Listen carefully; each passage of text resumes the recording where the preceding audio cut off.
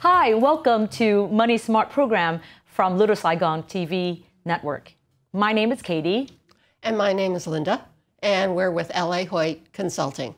And today we'd like to bring what I think most of you small business community out there is looking for is how to come closer and how to get funding from lenders, credits, and the 5 C's today, right, Linda? Right. Well, let's start with the first C of the 5 C's of credit, and that's character.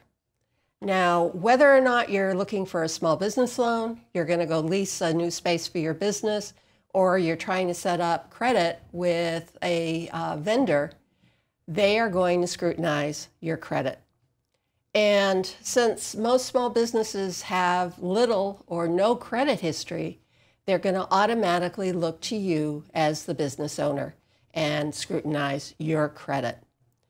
So one of the things that we suggest, strongly suggest in fact, is if you aren't monitoring your credit reports on a regular basis, you need to start now. Exactly. A lot of the credit card companies now are offering free credit monitoring as one of the benefits of the credit card itself.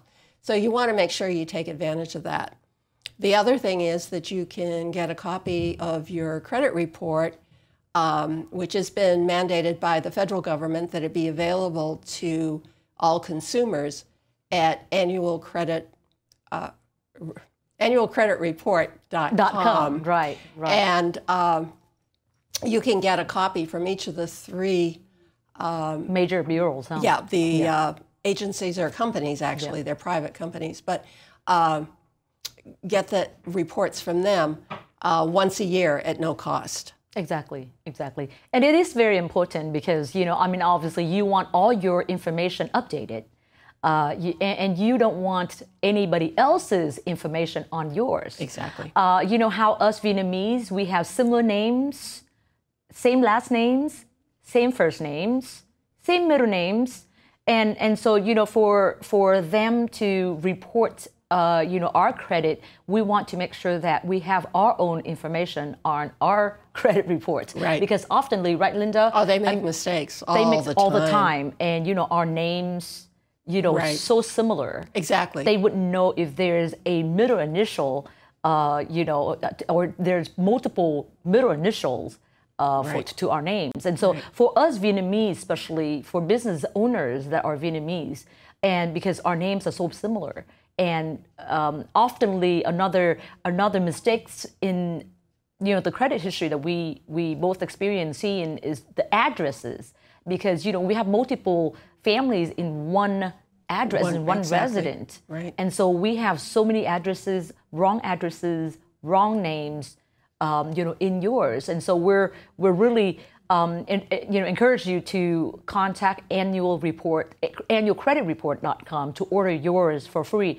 to at least look at it, to make sure whatever it is that's not belonging to you, remove them. And if there's a mistake, you want to contact the reporting organization to work with them to get it corrected.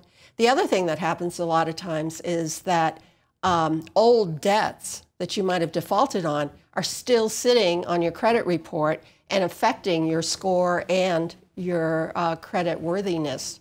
So typically, data is going to sit on your credit report for 3, 7, or 10 years. Yeah. On the 10-year side, it's going to be if you've filed bankruptcy. 7 is more likely something like a default on a mortgage, and 3 is more the credit card defaults. And so if it doesn't come, if you're past that time frame and it hasn't come off, you again want to contact the organization and make sure that they get it removed, because that's really affecting your overall credit status. Right. I mean, and obviously those are things that you can do, to avoid, to clean up your credit report. Right. And it's most of the time, mistakes, can be avoided. And so, just be active and looking at your credit reports often enough to catch anything, on there that is, doesn't belong to you. Exactly. Yeah. And if you do have something you defaulted on that, happened, if at all possible, you want to contact either the creditor, the original creditor, or the collection agency and negotiate with them. Negotiate. Deal They'll with work them. with you. They'll maybe lower how much you owe, lower the interest rate, or maybe you just pay, principal. But you also, when you're negotiating with them, you want to make sure you include that they agree that they will contact, once the account's settled, that they will contact the reporting agencies to make sure that it gets to correct it. Either corrected. It's either going to be removed or it's going to be shown as something that's current. Absolutely. Absolutely. And remember, this is your character. This is you. Exactly. This is you. Your name, your social security number is you that, that we need to protect. You need to protect because to lenders, because, two of us, we work with lenders, for so long. It's a fair game for everybody. It's your own characters. It's your own social security number. You protect it. You correct it.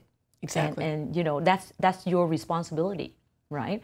Okay. And the next is capacity. Capacity. Can you repay that loan?